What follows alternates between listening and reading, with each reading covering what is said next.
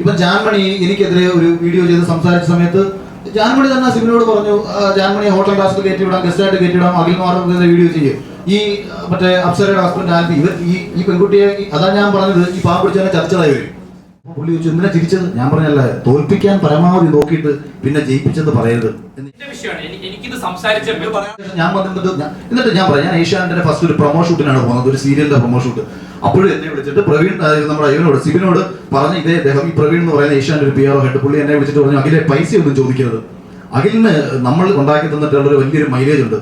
ഞാൻ പറഞ്ഞു, ഞാൻ ചിരിച്ചു. അപ്പൊ പുള്ളി ചോദിച്ചു എന്തിനാ ചിരിച്ചത്? ഞാൻ പറഞ്ഞല്ലേ, തോൽപ്പിക്കാൻ പരമാവധി നോക്കിയിട്ട് പിന്നെ ജയിപ്പിച്ചെന്ന് പറയരുത് എന്ന് ഞാൻ പറഞ്ഞു. ഇതൊക്കെ എനിക്കറിയാം, ഞാൻ അറിയാത്തൊരു പൊട്ടനാണെന്ന് നിങ്ങൾ വിചാരിക്കരുത്. പൈസ വന്നെങ്കിൽ ഞാൻ അത് ചെയ്യും.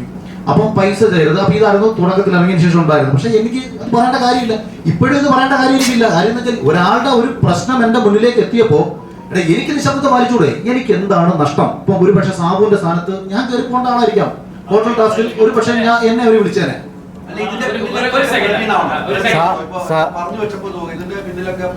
എന്നോട് അന്ന് പറഞ്ഞ ആള് പ്രവീണാണ്. പ്രവീൺ ചിലപ്പോൾ ഇതിനായിട്ട് ബന്ധപ്പെട്ടിട്ടുണ്ടായിരിക്കും. അതുപോലെ ചാനലിലുള്ള മറ്റുള്ള ആൾക്കാരും ഉണ്ടായിരിക്കും. ഒരുപാട് ഒന്നിലധികം ആൾക്കാർ നിയന്ത്രിക്കുന്ന ഷോ അല്ലേ ഇത്, നമ്മൾ പറഞ്ഞല്ലോ. അതിൽ എനിക്ക് എന്നോട് അന്ന് സംസാരിച്ച ആള് പ്രവീൺ എന്ന് പറയുന്ന ഏഷ്യാനെറ്റ് PR ഹെഡ് ആയിരുന്നു അന്ന് എന്നോട് സംസാരിച്ച ആള്. അന്ന് ഞാൻ പറഞ്ഞത് ഈ പ്രോഗ്രാം കഴിഞ്ഞിട്ട് പൈസ മേടിക്കണ്ട എന്ന് പറഞ്ഞില്ല. എന്റെ അടുത്ത് ഷെയർ എന്ന് ചോദിച്ചു. ഷെയർ ചോദിച്ചു കഴിഞ്ഞാൽ പിന്നെ എനിക്ക് കൊടുക്കാനൊന്നുമില്ല, പിന്നെ അണ്ടർ പോയി കൊടുക്കാനേ ഉള്ളൂ. ചോദിക്കട്ടെ, പുള്ളി എന്തെങ്കിലും കിട്ടിയ പരിപാടികളാ ചോദിക്കൂ.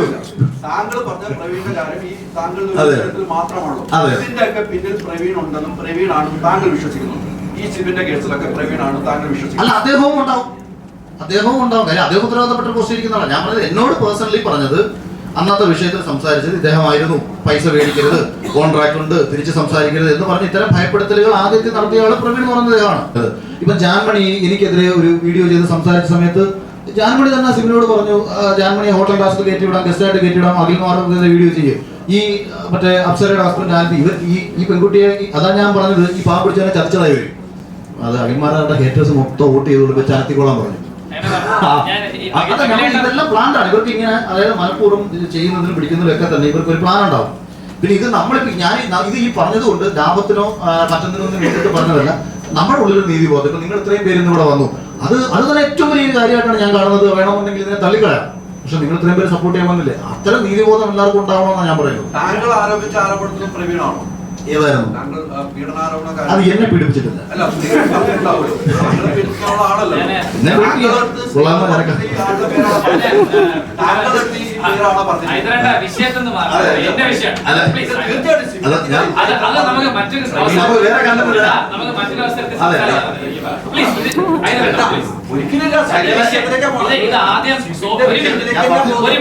ആദ്യം സോഷ്യൽ മീഡിയയിലേക്ക് ഇതുപോലെ വന്ന് വിഷയം മാറിപ്പോയതാണ്.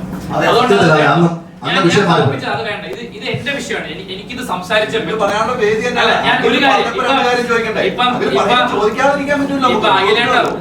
അഖിലേട്ടൻ പറഞ്ഞൊരു കാര്യത്തിന് കൂട്ടിച്ചേർത്ത് ഞാൻ പറയട്ടെ. സ്വിമ്മിംഗ് പൂൾ ടാസ്കില് സ്വിമ്മിംഗ് പൂൾ ടാസ്ക് എന്ന് പറഞ്ഞ അഖിലേട്ടൻ മെൻഷൻ ചെയ്തൊരു കാര്യമുണ്ട്. അതിനകത്ത് ഈ നാദറയ്ക്ക് വെള്ളം പേടിയാണ് എന്നിവരെങ്ങനെ മനസ്സിലാക്കി?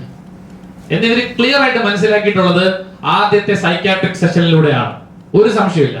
അപ്പൊ സൈക്കോളജിസ്റ്റുമായിട്ടുള്ള ആദ്യത്തെ 1 മണിക്കൂർ അല്ലെങ്കിൽ എനിക്ക് 1 മണിക്കൂറായിരുന്നു. എത്രത്തോളം സമയം നാദരയുമായി സംസാരിച്ചിട്ടുണ്ടോ അത്രയുമുള്ള കോൺഫിഡൻഷ്യൽ ആയിട്ടുള്ള മെഡിക്കൽ എത്തിക്സിന് ഇദ്ദേഹം ഈ പറഞ്ഞ കാര്യങ്ങളെല്ലാം ക്രിയേറ്റേഴ്സുമായി കമ്മ്യൂണിക്കേറ്റ് ചെയ്തിട്ടുണ്ട്, ഉറപ്പാണ്. അതിന്റെ ഭാഗമായിട്ടാണ് അവർ ടാസ്ക് ഡിസൈൻ ചെയ്യുന്നത്. ഇപ്പൊ ഒരാളെ മാനസികമായി എങ്ങനെ തകർക്കാൻ സാധിക്കുമെന്ന് അവരെങ്ങനെ മനസ്സിലാക്കുന്നു?